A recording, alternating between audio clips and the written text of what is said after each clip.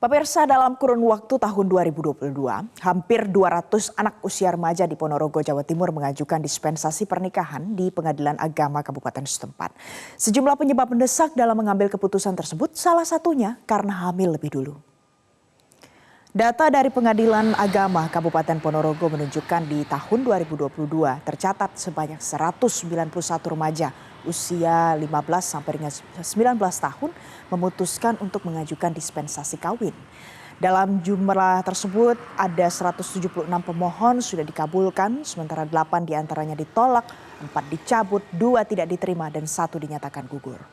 Perkara dispensasi kawin ini mayoritas disebabkan karena hamil di luar nikah, yaitu 115 kasus, melahirkan 10 kasus, dan karena pacaran sebanyak 66 kasus. Hakim Pengadilan Agama Kabupaten Ponorogo, Ruhana Farid mengatakan jika dibandingkan tahun 2021 lalu, di tahun 2022 mengalami penurunan sebanyak 75 kasus, di mana pada 2021 terdapat 266 pengajuan dispensasi kawin. Ruhana juga menjelaskan pihak pengadilan sudah memberikan tindakan preventif bagi pasangan yang akan mengajukan dispensasi kawin, yaitu mereka dianjurkan untuk menyelesaikan pendidikan minimal 12 tahun.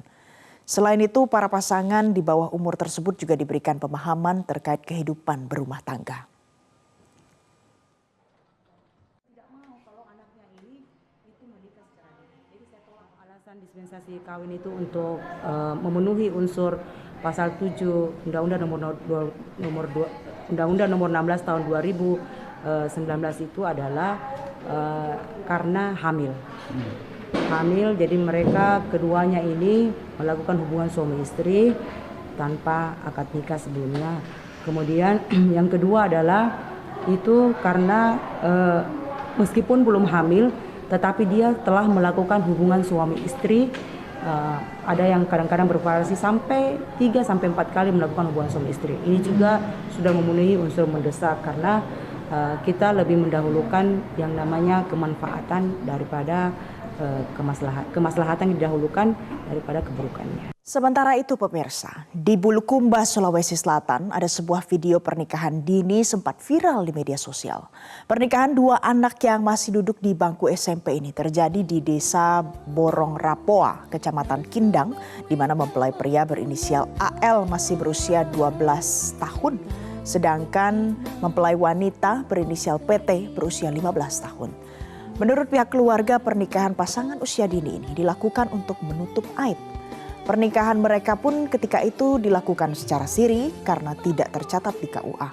Sementara itu pihak DP3A juga sudah mendatangi rumah keluarga mempelai dan juga memberikan edukasi tentang larangan dan juga bahaya pernikahan di usia dini. Berapa lama kita pacaran? Ya kalinya ini benar kan? 8 bulan lebih. Kenapa kita pas sekali mau menikah? Ya, berapa tahun kita sekolah dong? Mana tapi Tri? Hah? Di Saling cinta. Saling cinta siri. Pernikahan dini atau pernikahan di bawah umur di Indonesia kembali menjadi sorotan masyarakat. Setelah banyaknya permintaan dispensasi pernikahan di pengadilan akibat hamil duluan dan juga perilaku seks di luar nikah. Selain bisa menyebabkan resiko kesehatan bagi anak di bawah umur, berbagai resiko lainnya juga membayangi. Kami akan paparkan beberapa fakta terkait dengan pernikahan di bawah umur berikut ini pemirsa. Kalau kita lihat yang akhir-akhir ini menggemparkan jagat Indonesia ini karena di Ponorogo Pengadilan Agama menerima 191 permohonan dispensasi. Kalau kita jabarkan lagi berdasarkan umurnya 184 perkara. Ini anak berusia 15 sampai dengan 19 tahun sedangkan 7 perkara berusia di bawah 15 tahun. Kemudian bagaimana landasan hukumnya di negeri ini? Kita perhatikan ada Undang-Undang nomor 16 tahun 2019.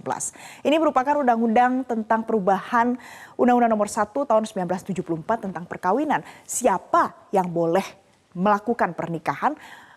Di pasal pertama dituliskan perkawinan hanya diizinkan apabila pria dan wanita sudah mencapai usia 19 tahun.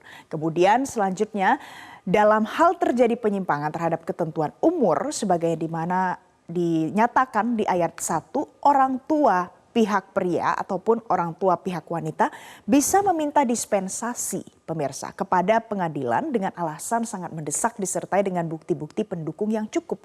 Inilah mengapa dispensasi pernikahan anak di usia dini ini bisa dilakukan dan kemudian menggemparkan karena di Ponorogo jumlahnya banyak walaupun turun dari tahun sebelumnya. Tidak hanya Undang-Undang Nomor 16 Tahun 2019 yang baru-baru ini diresmikan menjadi produk hukum di Indonesia juga mengatur.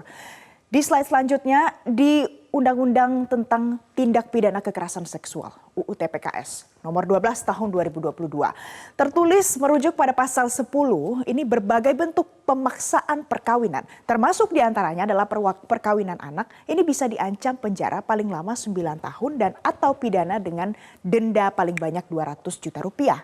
Jadi undang-undang kita mengatur terkait dengan apakah boleh dispensasi pernikahan dan apa ancaman pidananya kalau seandainya ada pemaksaan perkawinan. Termasuk di dalamnya adalah perkawinan anak. Kita lihat pemirsa soal dispensasi perkawinan anak. Di slide selanjutnya.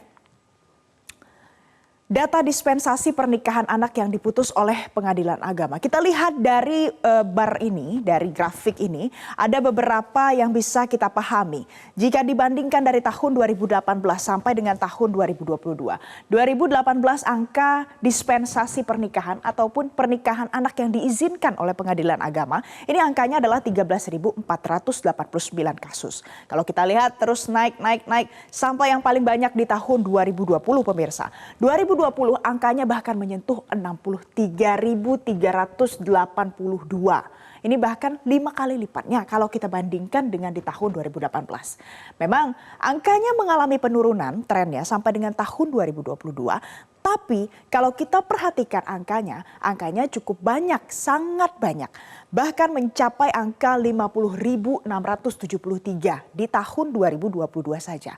Berbeda jauh kalau kita bandingkan dengan tahun 2018 yang angkanya masih 13.489 kasus yang mendapatkan dispensasi pernikahan anak yang diputus oleh pengadilan agama di Indonesia. Di slide selanjutnya kita lihat lagi, ini merupakan data dari dispensasi.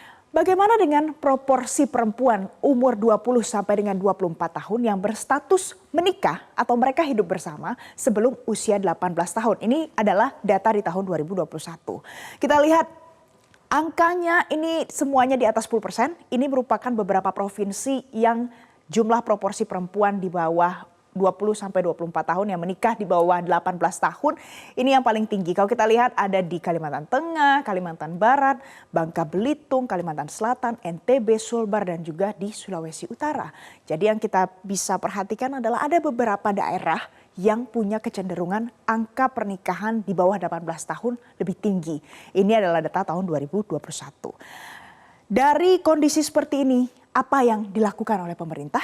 Kita perhatikan ini adalah pernyataan yang disampaikan oleh Menteri PPPA. Kita lihat pemirsa, Bintang Puspayoga menyampaikan di 14 Januari 2023. Saat ini pemerintah sedang mengatur mekanisme untuk pengetatan dispensasi kawin agar tidak dengan mudah untuk diperoleh. Jadi kalau sekarang bisa mudah diperoleh, saat ini adalah yang sedang diusahakan oleh pemerintah. Tapi apa penyebabnya? Mengapa sampai dispensasi ini tinggi sekali permintaannya? Kita lihat penyebabnya adalah yang pertama, ini adalah alasan-alasan yang disampaikan oleh orang-orang yang mengajukan permohonan dispensasi untuk menikah di usia dini, kehamilan sebelum pernikahan, tekanan sosial budaya, berarti faktor lingkungan, karena teman-teman, rekan kerja, kemudian orang tua, faktor ekonomi, membutuhkan ekonomi yang lebih stabil, kemudian memutuskan untuk menikah dini, peningkatan penggunaan internet dan media sosial tidak bisa kita pungkiri karena sudah pasti memberikan pengaruh bagi anak-anak. Kemudian yang terakhir adalah pendidikan yang terbatas. Karena kalau kita jabarkan lagi, ini ada banyak sekali anak-anak yang mungkin masih lulus SD, SMP atau bahkan tidak bersekolah kemudian memutuskan untuk melakukan pernikahan dini atau pernikahan di bawah umur. Apa resikonya? Kita lihat pemirsa. Menikah di bawah umur bukanlah tidak beresiko. Yang pertama, ada resiko kematian pada saat melahirkan ini akan 5 kali lebih besar. Kemudian pendidikan terputus sudah pasti karena akan membina rumah tangga, memiliki anak, pendidikan akan terputus. Kemudian gangguan psikologis karena masih di bawah umur. Kemudian resiko terkena penyakit menular seksual karena kurangnya edukasi seksual. Kemudian resiko lainnya kita perhatikan lagi. Ada resiko lain yang bisa terjadi, yakni kematian bayi lebih tinggi karena ibunya melahirkan di usia yang belum saatnya. Pertumbuhan anak juga terhambat karena beresiko besar terjadinya stunting dengan edukasi yang kurang memadai. Dan yang terakhir adalah siklus kemiskinan yang pasti akan berkelanjutan. Dan ini adalah yang harus menjadi perhatian kita bersama. Dan ini juga menjadi tugas besar bagi pemerintah. Apa kemudian yang melandasi ini fenomena terjadi di Indonesia dan kemudian apa upaya pemerintah sejauh ini? Kita akan bahas selengkapnya usai jeda berikut ini pemirsa. Jadi jangan kemana-mana, tetaplah bersama kami di Metro Pagi Prime Time.